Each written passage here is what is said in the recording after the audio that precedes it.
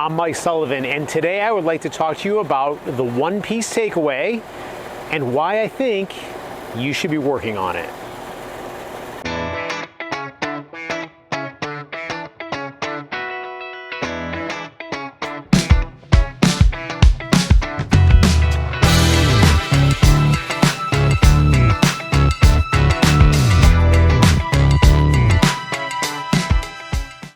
The real benefit of this is that by making a one-piece takeaway, we're going to help you with hitting the ball straighter and also hitting the ball more solidly. And part of what's going to happen is you're going to be incentivized to make a better swing because of the one-piece takeaway. And let me explain first off the big thing we're trying to accomplish. We want to swing the club with the club face. We want the club face to be moving, to be traveling pretty much square relative to the arc that the club is swinging on. Okay, so right now you can probably tell from the angle right there that if my target line is right here, as I move backwards, you can see my wrist isn't really doing a whole heck of a lot. Yet the club face itself, as I keep going back, does start to open. It's pointing to the right now. And then on the way through, after impact, it's going to point over to the left. However, the face is swinging square to the arc. It is not opening relative to the arc. And so the one-piece takeaway, one thing that does is it helps us keep the club face much closer to square to our arc.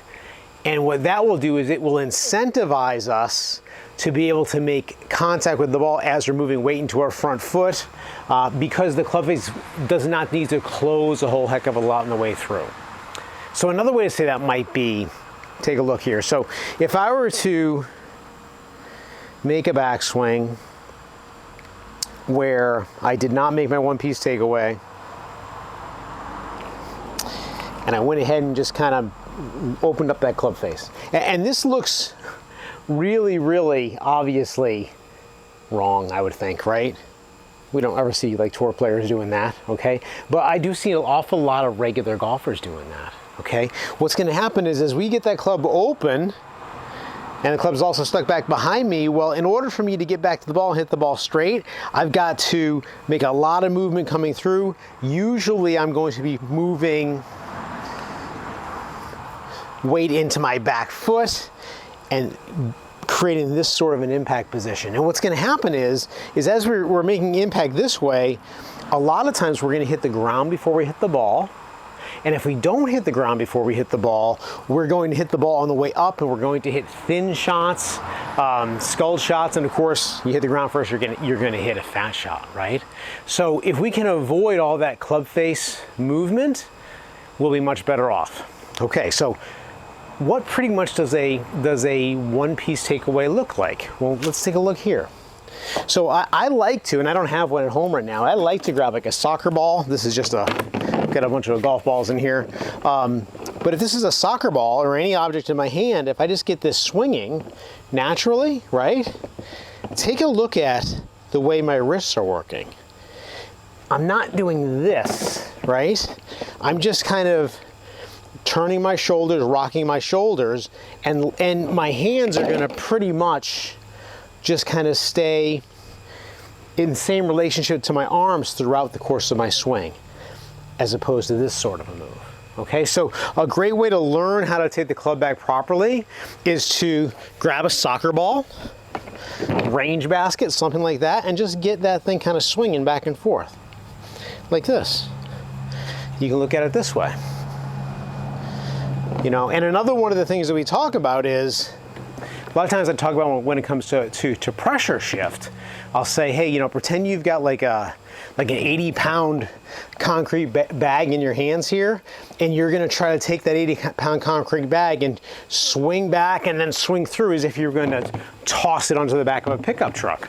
Well, same thing really applies here with the one-piece takeaway, right?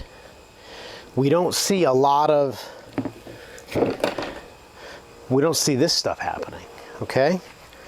It's not like this, it's like that, all right? So it's really easier to learn the concept of the correct takeaway holding a ball or something larger than holding a flimsy little golf club like this. Okay? So I'm sure you'll know if you look at tour players, you watch them before they hit their shot, they make a little waggle. You see a lot of this sort of thing. You don't see a ton of this sort of thing. Some guys may have something going on with that where they may do that, but you're not going to see a lot of it. That's the type of movement we want. If you look at me down the target line, it's this. Notice when I'm here, if you look at the angle of my club face and the angle of my torso, it's pretty close to the same. That's what we want, not that. Okay, so working that one-piece takeaway. Another way you can do it is we call it the butt in the gut drill, where I take the drill, we take the butt end of the club here, kind of grip down lower so it's right on my belt buckle, and just get the feel for keeping that thing pointing at me as I take that club back. Right here. Okay, so a good takeaway, a one-piece takeaway, is going to help you keep your club face square to the intended arc. It's going to help you keep your club on plane. It's also going to help you make more solid contact because you're not having to manipulate that club face to square up at the ball at the point of contact. I hope that helps. I'll see you next time.